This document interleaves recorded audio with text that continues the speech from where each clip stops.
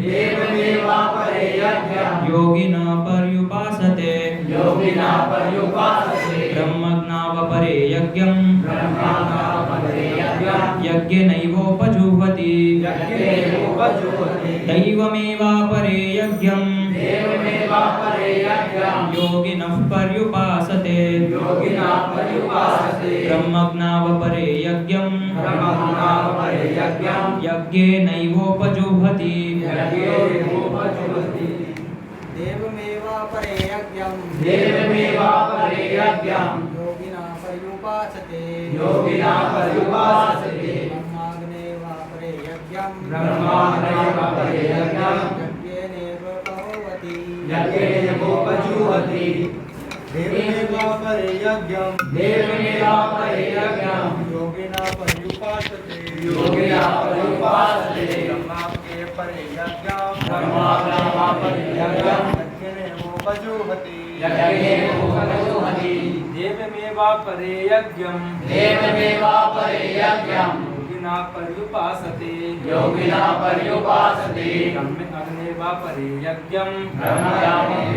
यज्ञम् यज्ञेनैवोपजुह्वति देवमेवापरे यज्ञम् योगिना पर्युपासते ब्रह्माग्नेवापरे यज्ञम् यज्ञेनैवोपजुह्वति यज्ञेनैवोपजुह्वति। माताएं, देवमेवापरे यज्ञम् योगिना पर्युपासते ब्रह्मज्ञावपरे यज्ञम् यज्ञेनैवोपजुह्वति। दैवम देवताओं की पूजा करने में एवं इस प्रकार अपरे अन्य यज्ञम यज्ञ को योगिनः योगीजन पर्युपासते भली भांति पूजा करते हैं।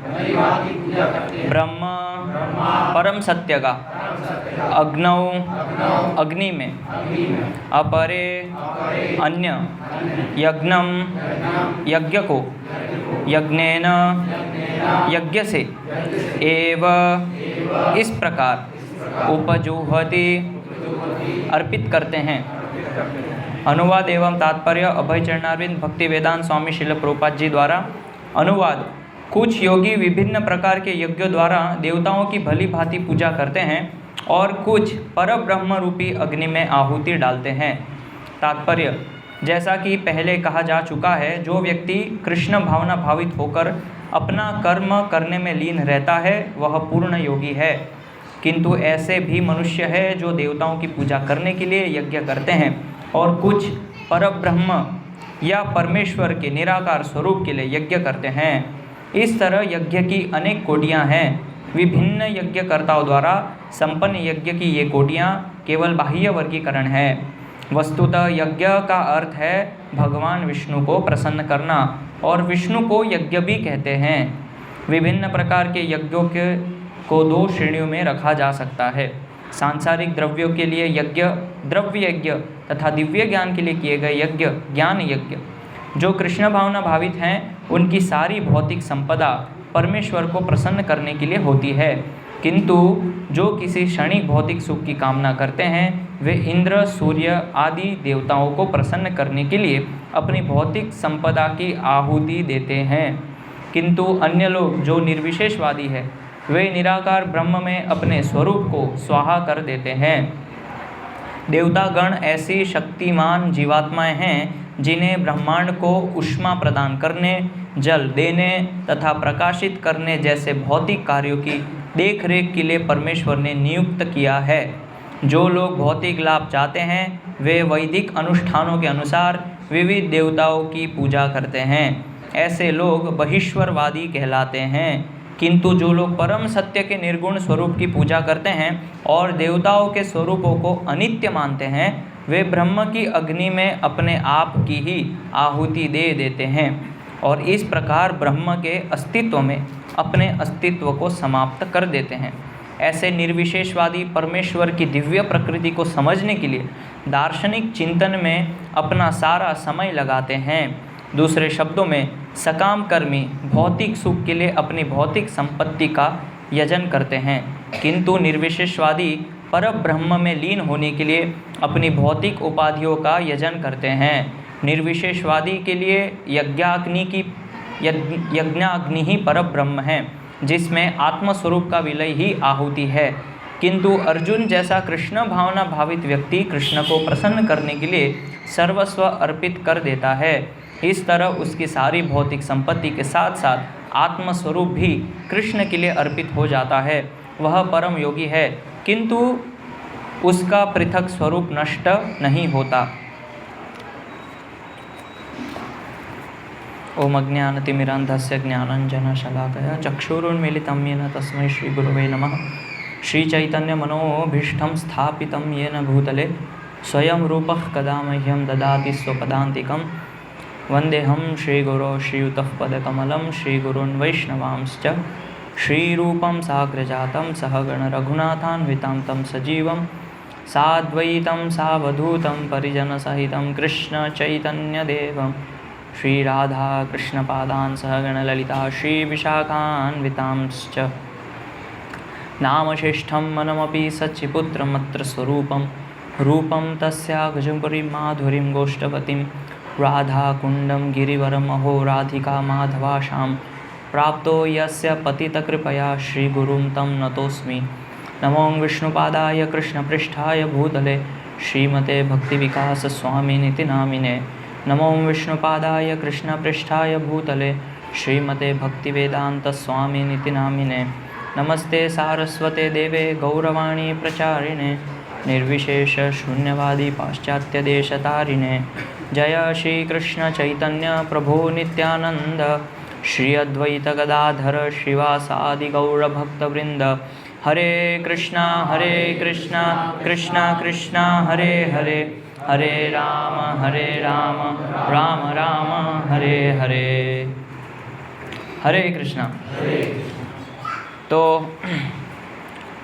पिछली बार हमने चर्चा की थी, याद है किसी को क्या चर्चा की थी? भूल गए सब लोग? याद है किसी को कुछ? क्या श्लोक था?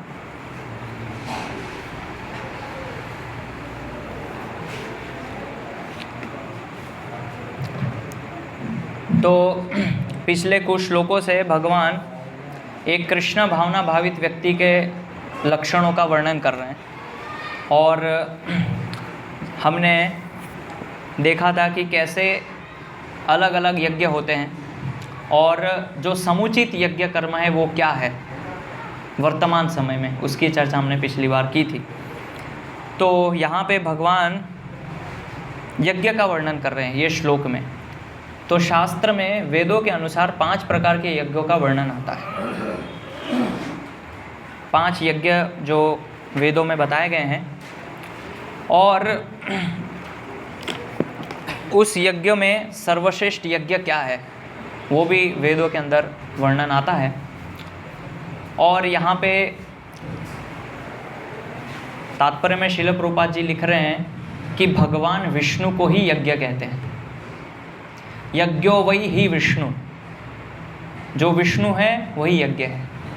तो विष्णु सहस्त्र नाम में आता है यज्ञांतभृत यज्ञ गुह्यम अन्नमन्नाद एवच। यज्ञांतकृत यज्ञ गुह्यम, कि भगवान जो है यज्ञ गुह्यम, जो यज्ञ की जो गुह्यता है वो क्या है? भगवान विष्णु यज्ञ गुह्यम। और जो यज्ञ भूख, यानी यज्ञ में जो हम आहुति डालते, भूख यानी खाना, तो यज्ञ में जो आहुति है वो कौन स्वीकार करते हैं? भगवान विष्णु। तो इस प्रकार से यज्ञ का एक अर्थ ही होता है भगवान विष्णु। तो जैसे अलग अलग यज्ञ है, तो उसमें पहला यज्ञ बताया गया ब्रह्म यज्ञ, शास्त्र में जो वर्णन है। तो ब्रह्म यज्ञ जो है, ब्रह्म यज्ञ करने से क्या होता है? ये जो 5 प्रकार के यज्ञ बताए हैं शास्त्रों में अलग अलग, उसको करने से होता क्या है हमारे जीवन में और कितना ये ज़रूरी है। तो पहले हम ये समझेंगे कि धर्म और भक्ति आपस में क्या संयोजन है, धर्म कैसे भक्ति से जुड़ा है और भक्ति कैसे धर्म से जुड़ा है, ये पहले समझना पड़ेगा हमको।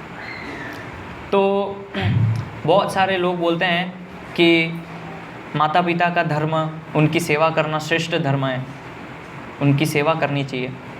और समाज में आप जाएंगे तो लोग बोलते हैं अलग अलग धर्म है सबके लिए, जैसे शिष्य का धर्म है गुरु की सेवा करना। तो धर्म है क्या? तो धर्म वो चीज़ है जो हमें समाज में रहना सिखाती है, आचार और व्यवहार, उसको धर्म कहते हैं। किस तरह से हमें आचरण करना है और व्यवहार किस तरह से करना है। तो अगर हम भक्ति करते हैं लेकिन हमें धर्म का ज्ञान नहीं है तो भक्ति अधूरी है। आपको ज्ञान है लेकिन उस ज्ञान को व्यावहारिक रूप से कैसे उतारना है जीवन में, अपने आचरण में कैसे लाना है, वो पता नहीं है, यानी कि उसको धर्म कहते हैं। वो नहीं पता है तो हम सही से भक्ति भी नहीं कर पाएंगे। तो खाली धर्म भी नहीं पता होना चाहिए कि बस खाली धर्म पता है लेकिन भक्ति का कोई ज्ञान नहीं है। धर्म के साथ साथ हमें भक्ति का भी ज्ञान होना चाहिए। जैसे श्री कृष्ण लीला में जो ब्राह्मण थे वो यज्ञ कर रहे थे और कृष्ण और बलराम जी जब गए तो उन्होंने अपने सखाओं से बोला कि ब्राह्मण जो है उनसे बोलिए कि हमें भूख लगी है तो मुझे कुछ भोजन भिक्षा दे। तो जब सुदामा, मधुमंगल ये सब लोग गए, चित्रक, पत्रक, ये जो भगवान के सखा हैं, ये लोग गए और उन्होंने ब्राह्मणों से बोला जो यज्ञ कर रहे थे कि यहाँ पे पास में कृष्ण बलराम आए हैं और उनको भूख लगी है तो भोजन मांग रहे हैं। तो ब्राह्मणों ने उनको मना कर दिया कि अभी नहीं, पहले ये यज्ञ होगा, ये यज्ञ में जो पहले सब सामग्री चढ़ेगी उसके बाद प्रसाद के रूप में हम इसको देंगे। तो सखाओं ने भगवान श्री कृष्ण से बोला कि वो नहीं दे रहे हैं। तो भगवान कृष्ण ने कहा ठीक है, ब्राह्मण की जो पत्नियां हैं उनसे जाके बोलिए कि भगवान कृष्ण आए हैं बलराम जी के साथ और उनको भूख लगी है और कुछ भोजन चाहिए। तो जब सखा लोग गए ब्राह्मण पत्नी के पास कि भगवान श्री कृष्ण को भूख लगी है, आप कुछ भिक्षा दीजिए, कुछ भोजन दीजिए, तो उन्होंने तुरंत उस भोजन को जो घर में रखा था वो दे दिया भिक्षा में कि आप कृष्ण और बलराम को दे दीजिए और अगर संभव है तो उनको कहिएगा कि यहाँ पे आके हमें दर्शन दें। तो जो ब्राह्मण थे उनको धर्म का पूरा ज्ञान था, उनको वेद पता थे, वो यज्ञ करना जानते थे और बहुत सर्वश्रेष्ठ चीज़ कर रहे थे ब्राह्मण। लेकिन कमी किस चीज़ की थी? भक्ति की। तो साक्षात विष्णु यानी भगवान कृष्ण उनके द्वार पे खड़े हैं और उनसे मांग रहे कि मुझे भिक्षा दीजिए, लेकिन उस चीज़ को नहीं समझ पा रहे हैं और किस में लग गए? धर्म में, कि हमारे लिए ये धर्म है, हम यज्ञ करेंगे उसके बाद हम कृष्ण को देंगे। क्यों? क्योंकि उनको केवल धर्म का ज्ञान था, भक्ति का ज्ञान नहीं था। लेकिन दूसरी तरफ हम देखते हैं जो ब्राह्मण पत्नियां हैं वो अपना धर्म निभा रही है। जो ब्राह्मण लोग यज्ञ कर रहे थे तो सभी पतियों की वो सेवा करती है। यज्ञ में जो है भोग बनाना है, शुद्धि का पालन करना है, वो सब पत्नियां जो है उनकी सहायता करती है। तो ये धर्म है उनके लिए।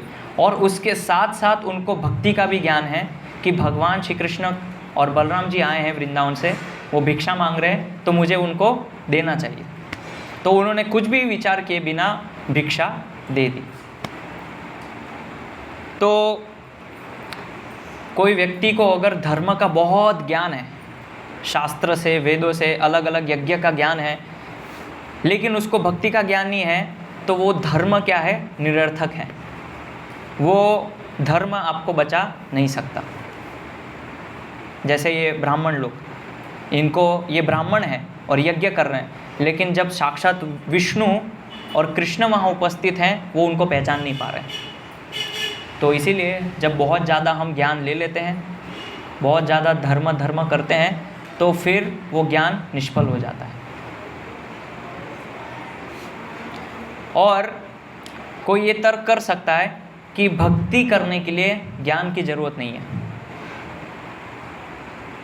यानी धर्म की ज़रूरत नहीं है। कोई ये भी तर्क कर सकता है कि अगर हमें भगवान श्री कृष्ण की भक्ति करनी है तो धर्म की क्या ज़रूरत है, धर्म पालन करने की क्या आवश्यकता है। तो ये समझ लीजिए कि धर्म जो है वो हमारा पासपोर्ट है और भक्ति हमारी वीज़ा है। तो जब हम धर्म का पालन करेंगे तो कहाँ तक जाएंगे? भौतिक जगत की जो बॉर्डर है विरजा नदी, वहाँ तक जाएंगे बस। आध्यात्मिक जगत और भौतिक जगत के बीच में एक बॉर्डर है जिसको विरजा नदी कहते हैं, वहाँ तक जा सकते हैं धर्म का पालन करते हुए। लेकिन अगर हमें उसके बाहर जाना है, आध्यात्मिक लोक में जाना है, तो फिर उसके लिए भक्ति करनी पड़ेगी, उसके लिए फिर वीज़ा चाहिए। तो ये दोनों एक दूसरे के पूरक है। तो फिर अभी बात आती है कि सर्वश्रेष्ठ धर्म क्या है। कोई कहता है कि माता पिता की सेवा श्रेष्ठ धर्म है, अपने गुरु की सेवा श्रेष्ठ धर्म है, और माता पिता कहते हैं कि बच्चों का लालन पालन करना वो श्रेष्ठ धर्म है मेरे लिए। तो शास्त्र में, श्रीमद् भागवत में श्रेष्ठ धर्म किसको बताया गया?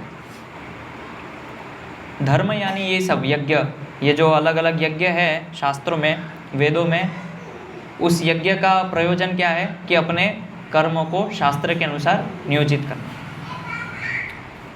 तो श्रीमद् भागवत में क्या बताया? सवै पुंसाम परो धर्मो यतो भक्तिर अधोक्षजे अहेतुकी अप्रतिहता ययात्मासु प्रसिद्धति। सवै पुंसाम परो धर्म, कि परो धर्म क्या है? यतो भक्तिर अधोक्षजे, यतो यानी किसकी भक्ति? जो अधोक्षज है, भगवान श्री कृष्ण, उनकी भक्ति करना सर्वश्रेष्ठ धर्म है। सवै पुंसाम परो धर्म। अधोक्षज ये क्या इंगित करता है? अधोक्षज यानी जो हमारी इंद्रिय से ग्राह्य नहीं है। अधकृत अक्षज ज्ञान, ये इसका अर्थ होता है। इसका संधि करेंगे तो क्या होता है? अध अकृत अक्षज ज्ञान, जो हमारी इंद्रियों से ग्राह्य नहीं है उसको कहते हैं अधोक्षज। अक्ष यानी आँख, अक्षज, अक्षज क्षज मतलब क्या? देखना। अक्षज मतलब जो नहीं दिखता है। तो इसका अर्थ क्या हुआ? जो हमारी आंखों से नहीं दिखता है। इसीलिए भगवान का एक नाम है अधोक्षज। तो भी भगवान कैसे दिखते हैं? इसीलिए बताया गया सवै पुंसाम परो धर्म यतो भक्तिर, कि जब हम भक्ति करते हैं तब फिर वो भगवान को हम देख पाते हैं अपनी इंद्रियों से। तो इसीलिए जब हम भक्ति करते हैं तो भक्ति करने के साथ साथ हमें ज्ञान भी होना चाहिए, धर्म भी पता होना चाहिए। कैसा ज्ञान? किस तरह का ज्ञान? ज्ञान यानी कि मेरा भगवान श्री कृष्ण से संबंध क्या है, मैं भक्ति क्यों कर रहा हूँ, भक्ति करने के पीछे मेरा उद्देश्य क्या है, इसको ज्ञान कहते हैं। भक्ति मैं किस लिए कर रहा हूँ, भगवान श्री कृष्ण की भावनाएं क्या हैं, भगवान श्री कृष्ण क्या चाहते हैं, इसको ज्ञान कहते हैं। कोई बोल सकता है कि गोपियों को तो कोई ज्ञान नहीं था, उन्होंने तो कोई शास्त्र वेद नहीं पढ़े थे, वो तो भक्ति कर रहे हैं। लेकिन जो गोपियाँ हैं उनको सर्वश्रेष्ठ ज्ञान पता है।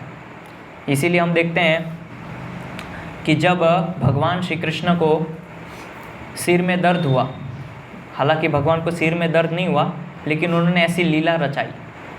तो एक बार जब भगवान श्री कृष्ण को सिर में दर्द हुआ तो नारद जी वहाँ पे उपस्थित हो गए, और नारद जी ने भगवान श्री कृष्ण से पूछा कि आप कैसे हैं। तो भगवान श्री कृष्ण ने बोला मेरे सिर में दर्द है, मुझे बहुत दर्द हो रहा है।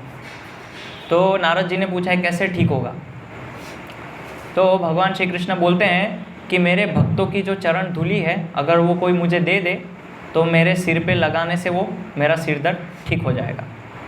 तो ऐसा आप भक्तों के पास जाइए और बोलिए कि भगवान कृष्ण को सिर में दर्द है और चरण धूली चाहिए, तो भगवान उसको सिर पे लगाएंगे तो भगवान का सिर दर्द ठीक हो जाएगा। तो नारद मुनि जाते हैं अलग अलग भगवान के भक्तों के पास। तो नारद मुनि जाते हैं शिव जी के पास। तो भगवान शिव से कहते हैं कि भगवान कृष्ण को जो है सिर में दर्द है और वो चाहते हैं कि भक्तों की चरण धूलि मिले ताकि वो सिर में लगाए तो उनका सिर दर्द ठीक हो जाए। लेकिन शिव जी ने नहीं दिया। उनको डर लगा कि भगवान है, अगर मैं मेरी चरण रज उनको दूंगा तो मुझे नरक जाना पड़ेगा, कैसे मैं दे सकता हूँ, ये पाप मैं नहीं कर सकता। तो नारद जी को उन्होंने मना कर दिया। लेकिन फिर शिव जी बोलते हैं कि हम सब मिलके ब्रह्मा जी के पास जाते हैं, वो देंगे। तो ब्रह्मा जी के पास गए तो उन्होंने ब्रह्मा जी से बोला कि आप भगवान श्री कृष्ण के लिए चरण रज दीजिए, उनका सिर दर्द हो रहा है तो सिर दर्द ठीक हो जाएगा। तो ब्रह्मा जी ने बोला नहीं, मैं नहीं दे सकता, क्योंकि भगवान श्री कृष्ण ने ही मुझे उत्पन्न किया है। अगर मैं मेरी चरण की रज दूंगा तो मुझे नरक में वास करना पड़ेगा कई कई जन्मों तक, तो ये पाप मैं नहीं कर सकता। फिर और भी अलग अलग जो भगवान के भक्त हैं उनके पास गए, लेकिन सब ने मना कर दिया। तो आखिरी में सब ने विचार किया कि हम ब्रज में जाते हैं और गोपी कहाँ से बोलते हैं, ब्रज की जो गोपियाँ हैं। तो नारद जी जब गए ब्रज की गोपियों के पास तो उन्होंने बोला गोपिकाओं से कि आप अपने चरण की रज दीजिए भगवान श्री कृष्ण के लिए, जिससे भगवान का सिर दर्द ठीक हो जाए।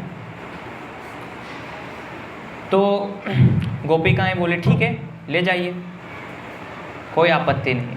अगर हमारे चरण रज से भगवान का सिर दर्द ठीक हो रहा है तो आप ले जाइए, भगवान को कोई परेशानी नहीं होनी चाहिए, भगवान को समस्या नहीं होनी चाहिए। तो नारद जी लेते हैं। लेकिन नारद जी प्रश्न पूछते हैं, क्या आपको डर नहीं लगता कि आपको नरक जाना पड़ेगा और आप भगवान के लिए इतना बड़ा आप रिस्क उठा रहे हैं, तो ये आपको ये डर नहीं है कि आपको नरक जाना पड़े इसके लिए? तो गोपिकाएं बोलती हैं कि अगर हमारी सेवा करने से अगर मुझे नरक भी जाना पड़े तो हम उसके लिए तैयार हैं, लेकिन भगवान कृष्ण को कोई समस्या नहीं होनी चाहिए। तो आप जल्दी तुरंत जाइए और ये चरण रज उनको दे दीजिए, हम नरक जाने के लिए तैयार हैं। तो ये गोपिका का सर्वश्रेष्ठ ज्ञान है कि भगवान श्री कृष्ण की संतुष्टि के लिए वो सब कुछ करने के लिए तैयार है, मतलब नरक जाने के लिए भी तैयार है। अभी हम लोग तो भगवद गीता भी पढ़ते हैं, शास्त्र का अध्ययन भी करते हैं, लेकिन अभी हमारे अंदर ये समझ नहीं है कि हमें सब कुछ भगवान की तुष्टि के लिए कार्य करना चाहिए। इसलिए हम लोग अपना पहले खुद की सुविधा देखते हैं, भगवान से पहले अपनी सुविधा की व्यवस्था की बात करते हैं, उसके बाद भक्ति की चर्चा करते हैं। लेकिन यहाँ पे गोपिका के उदाहरण से हम देख सकते हैं कि वो खुद की सुविधा नहीं चाहते हैं, वो नरक जाने के लिए तैयार है। तो ये भक्ति का सर्वश्रेष्ठ ज्ञान है, इसको सर्वश्रेष्ठ ज्ञान कहा गया है शास्त्र में, कि हमारी इच्छा छोड़ के, हमारी संतुष्टि छोड़ के केवल भगवान श्री कृष्ण की संतुष्टि के लिए जो कार्य करते हैं उसको परम ज्ञान बताया गया है शास्त्र। और उस ज्ञान से फिर हम सही रूप से भक्ति कर पाएंगे। तो इसीलिए हमें भक्ति आचरण जो है वो ऐसे भक्तों से सीखना चाहिए, जैसे गोपिकाएं हैं, 12 महाजन हैं शास्त्रों में, वो हमें भक्ति करना सिखाते हैं।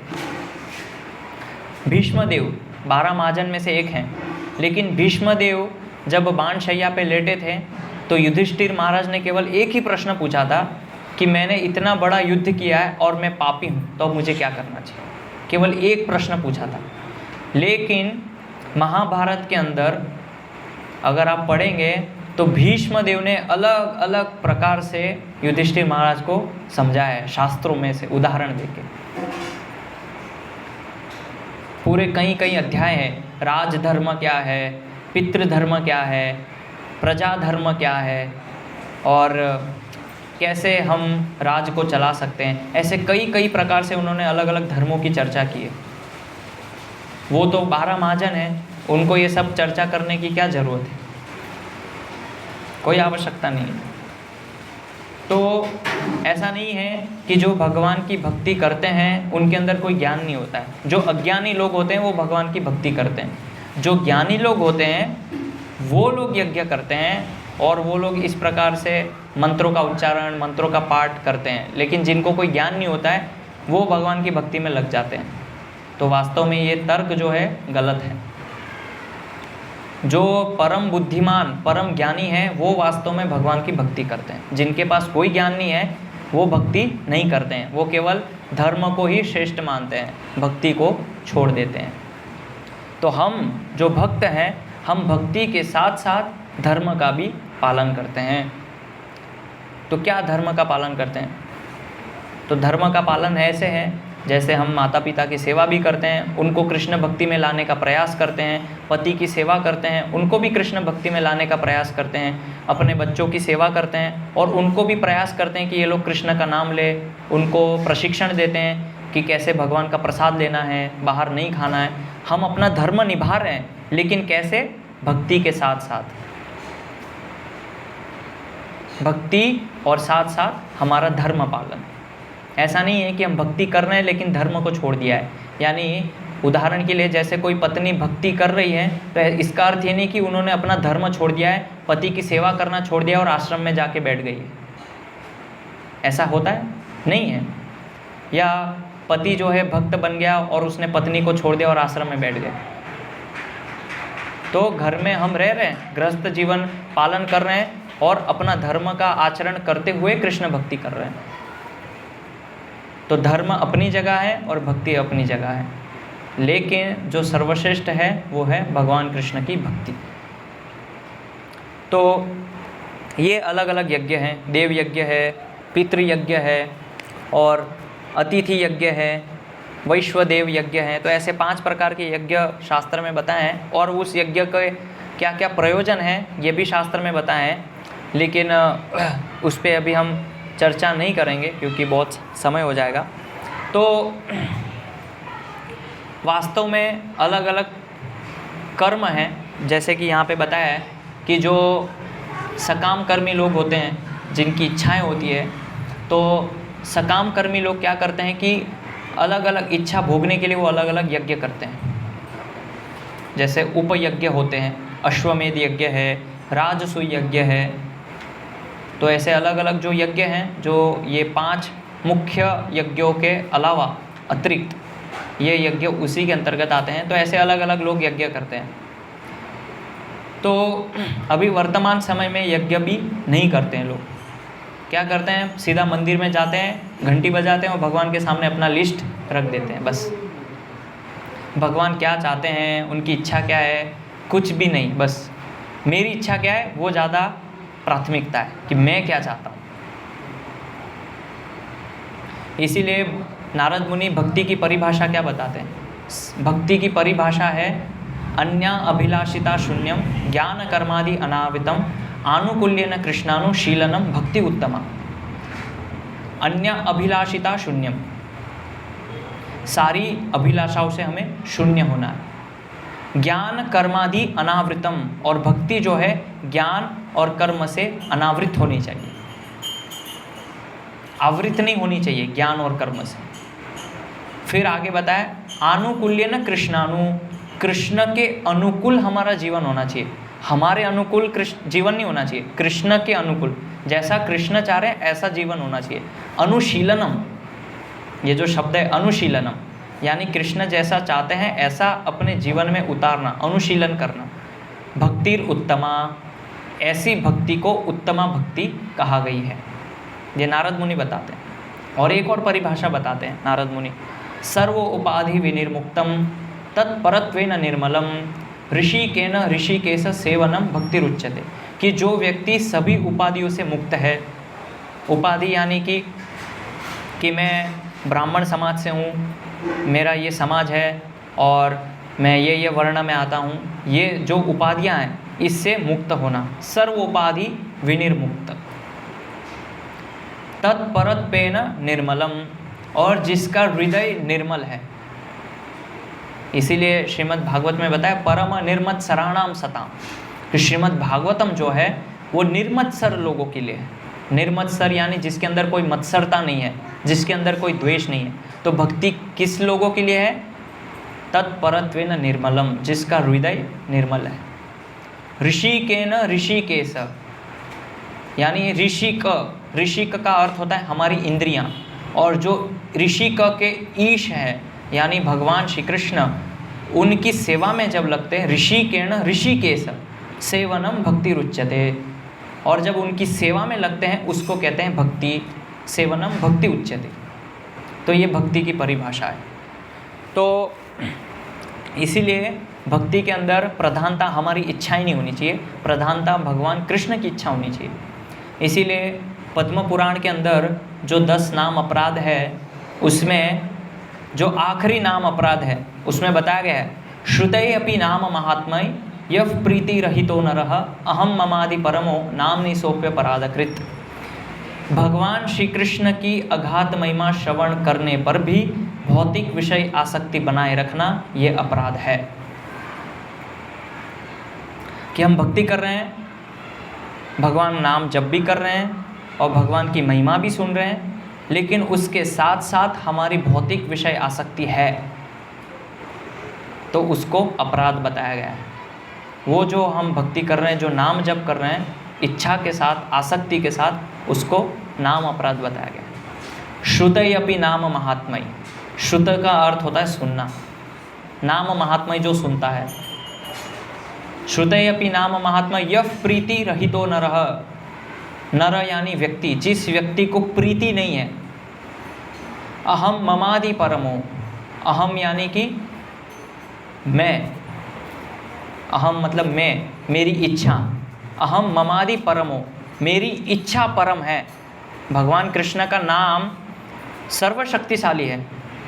कई बार लोग कहते हैं ना कि भगवान नाम के अंदर भगवान कृष्ण है,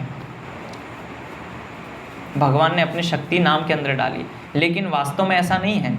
नाम के अंदर कृष्ण नहीं है, नाम ही कृष्ण है और कृष्ण ही नाम है। अगर आप बोल रहे हैं भगवान कृष्ण का एक अर्चा विग्रह है, वो हाथ में बांसुरी पकड़े हैं, तो जो रूप आप कृष्ण का देख रहे हैं वो नाम ही भगवान कृष्ण है। आपके साथ नाम है, लेकिन आप भगवान नाम के साथ नहीं है। नाम के अंदर वो शक्ति है, भक्ति के अंदर वो शक्ति है, लेकिन चूंकि हमारे अंदर अभी बहुत सारी विषय वासनाएं हैं, अलग अलग भौतिक इच्छाएं हैं, इसीलिए उस नाम का प्रभाव हमारे ऊपर नहीं होता है। जैसे मैंने बताया, अहम ममादि परमो, अहम यानी मेरी इच्छाएं परम है, नामनि सोप्य पराधकृत, और इस इच्छाओं को लेके जो व्यक्ति जप करता है अपराधकृत, ऐसे नाम को अपराध बताया गया है। इसका अर्थ ये हुआ कि इस संसार में जो भी लोग भगवान का नाम ले रहे हैं उसमें कुछ ना कुछ भौतिक इच्छाएं हैं। इसका अर्थ ये हुआ कि वो लोग जो नाम ले रहे हैं वो क्या है? अपराधपूर्ण है, क्योंकि सबके अंदर इच्छाएं हैं, कोई भी इच्छा शून्य नहीं है। तो हम चाहे तो भगवान श्री कृष्ण का नाम लेके मुक्त हो सकते हैं, लेकिन हमें मुक्त होना नहीं है, मुक्त होना हमारा उद्देश्य नहीं है। चैतन्य महाप्रभु मोक्ष, धर्म अर्थ काम मोक्ष से परे की चीज़ देने आए थे, जिसको प्रेम कहते हैं। तो भगवान श्री कृष्ण का नाम जब हम लेते हैं तो धीरे धीरे हमारा हृदय साफ होता है, शुद्धिकरण होता है हृदय का। और जब हम निर्मत्सर हो जाते हैं, जब हमारे अंदर कोई कामना, विषय वासना, इच्छा, द्वेष, क्रोध नहीं रहता है, तब फिर हमें भगवान श्री कृष्ण का प्रेम प्राप्त होता है। ऐसा क्यों? ऐसा क्यों? भगवान का नाम तो कोई भी ले तो फल तो मिलना चाहिए।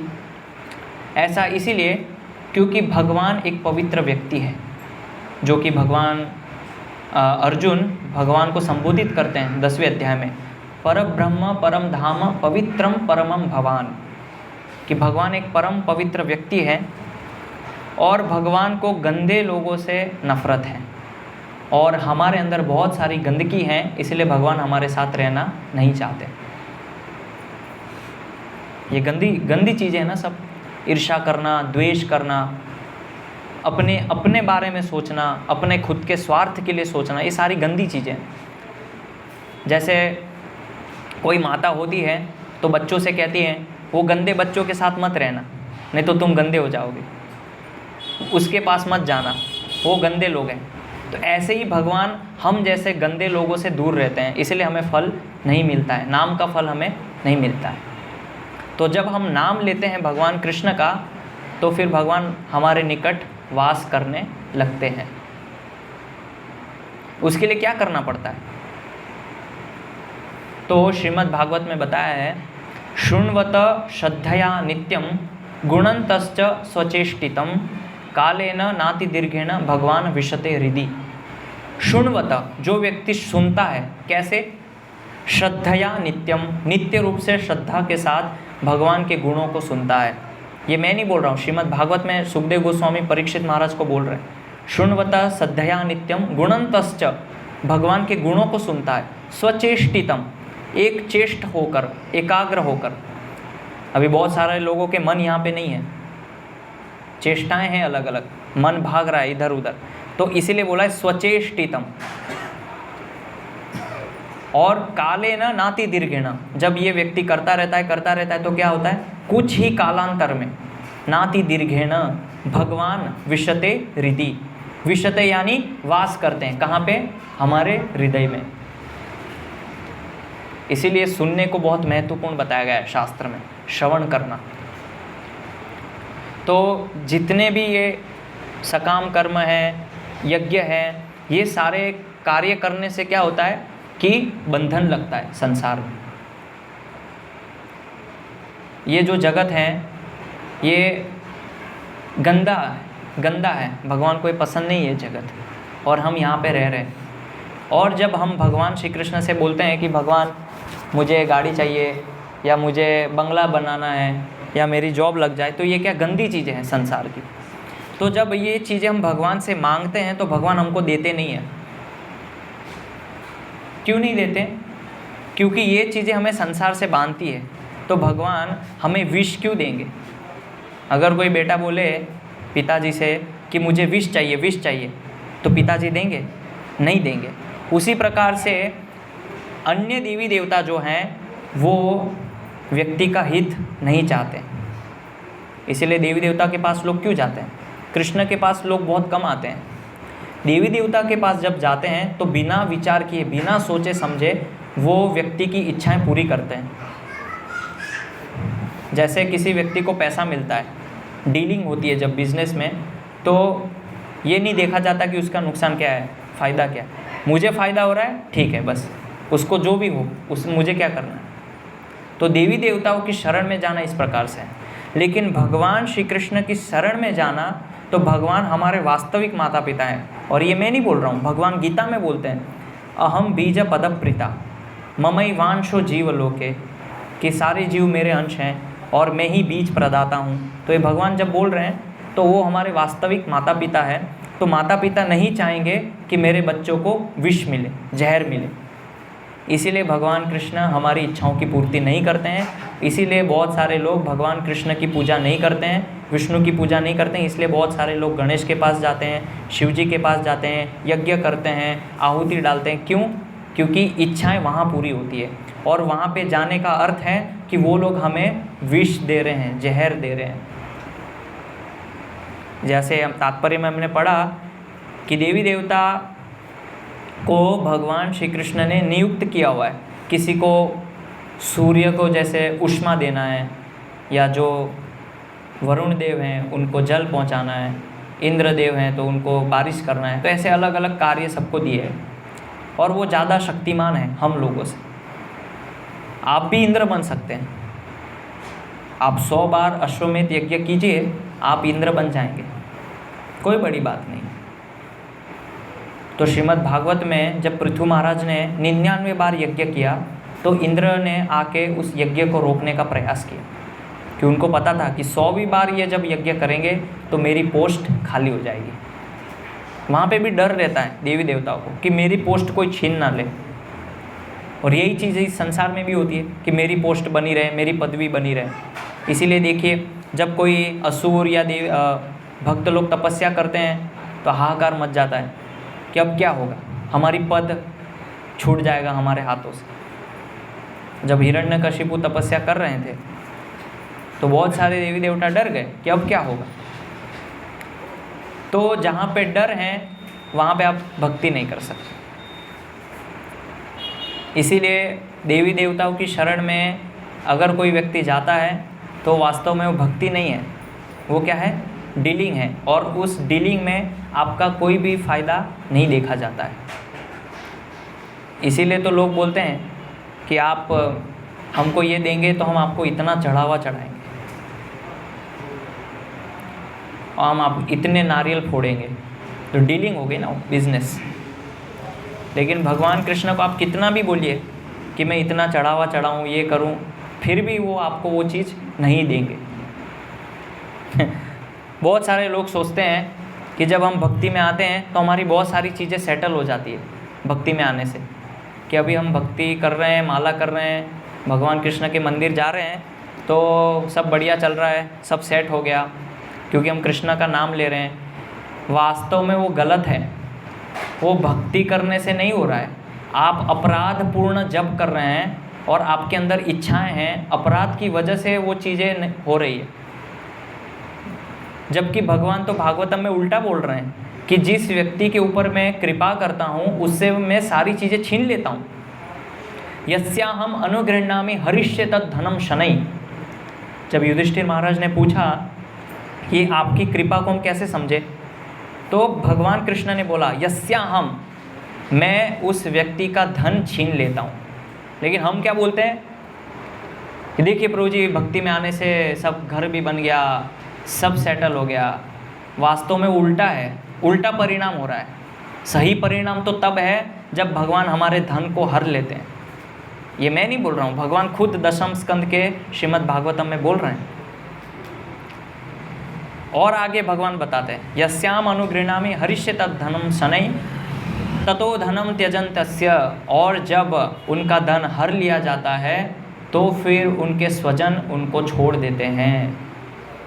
ततो धनम त्यजन्तस्य स्वजना दुःख दुःखितम। और उनके स्वजन उनको बहुत सारा दुख देते हैं क्योंकि धन हर लिया भगवान ने। और यहाँ पे हम विचार कर रहे हैं कि भक्ति में आने से धन आ गया, सब सेट हो गया। ये हरि नाम की वजह से नहीं हुआ है। ये तो आप वास्तव में उस नाम जप करते समय इच्छाएं थी, अपराध कर रहे थे, उसकी वजह से ऐसा हुआ। और हमें लगता है कि भक्ति करने से ऐसा हुआ। भक्ति करने से तो उल्टा होना चाहिए। हमारी जो भौतिक चीज़ें हैं वो भगवान हर लेते हैं और भौतिक वस्तुएं कम हो जाती है। इसीलिए तो हम देखते हैं युधिष्ठिर महाराज के जीवन में भगवान ने घर छीन लिया, पत्नी के साथ अपमान हुआ, उनके घर को जलाया गया, संपत्ति हड़प ली। कितना कष्ट आया भगवान के भक्तों के ऊपर। क्या उन्होंने ऐसा बोला कि भगवान हम तो भक्ति करते हैं, सब सेट है, अभी वेल सेट, सब बढ़िया चल रहा है। इसका ये भ्रम लोगों के अंदर रहता है कि भक्ति में आने से सब सही होता है। ऐसा नहीं है। और फिर जब भक्ति में आके चीज़ें बिगड़ती हैं, इसीलिए लोगों का विश्वास टूटता है, क्योंकि उनके मन में ये विचार था कि भक्ति में आने से चीज़ें सही चलती है, लेकिन अभी देखो गलत हो गया, भगवान ने सब हर लिया। वास्तव में भगवान का हरना ही वो भगवान की कृपा है, क्योंकि भगवान नहीं चाहते ना कि हमको जहर मिले, हमको विष मिले, इसीलिए वो विष से हमको छुटकारा दिलाते हैं और लोगों को उसमें आनंद आता है। तो जो भगवान श्री कृष्ण के भक्त होते हैं, जैसे इस तात्पर्य में श्रील प्रभुपाद जी समझा रहे हैं कि कृष्ण और अर्जुन के बीच में जो संबंध हैं वो कैसा है, दास और स्वामी की तरह। इसीलिए अर्जुन भगवान श्री कृष्ण को अपना पूर्ण रूप से समर्पित करने के लिए तैयार है, सब कुछ त्याग करने के लिए तैयार है।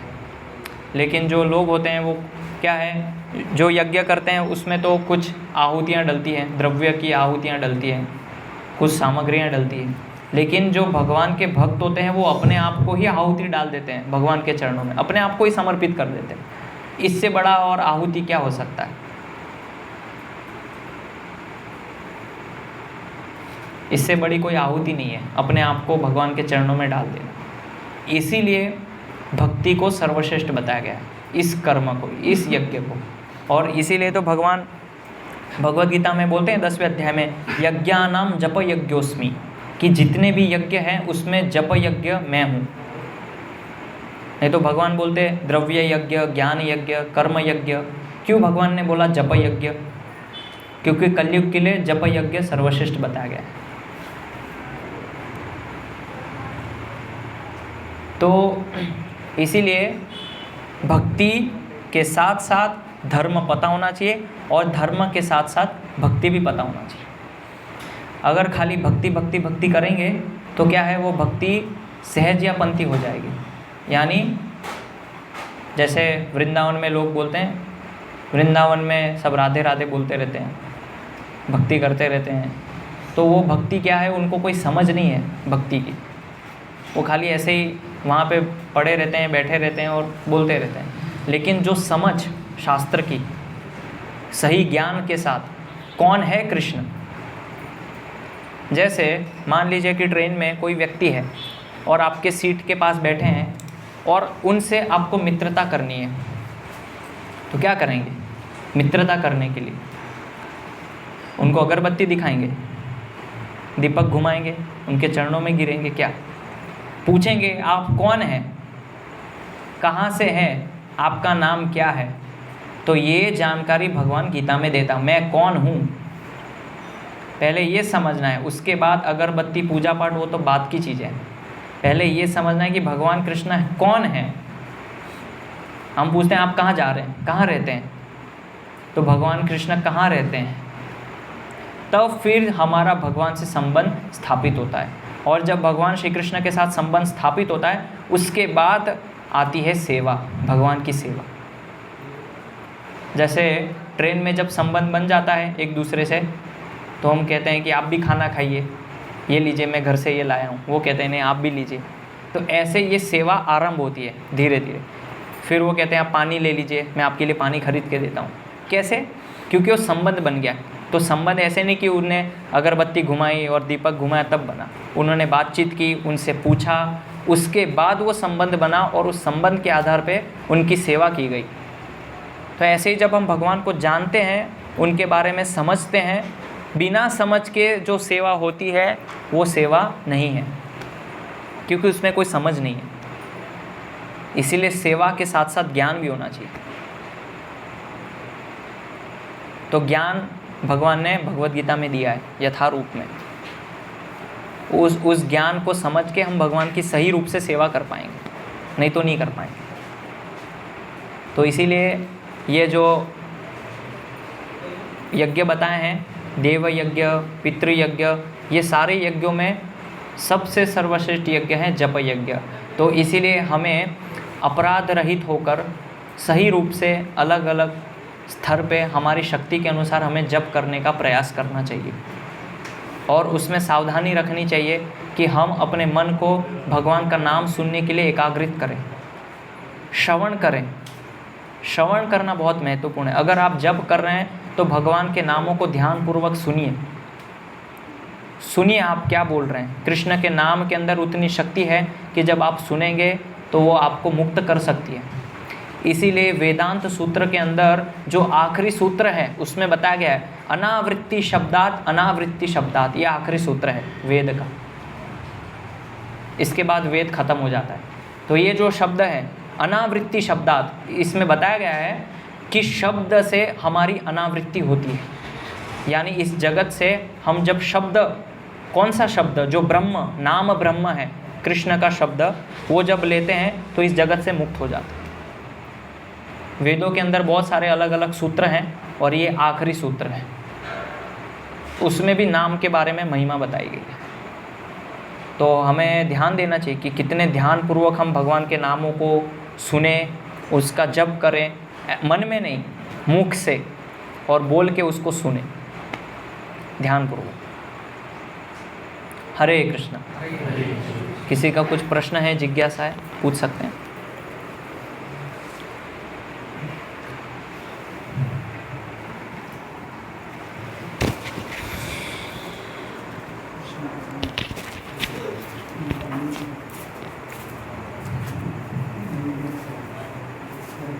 श्रीमद् भगवद गीता की जय। श्रील प्रभुपाद की जय। निताय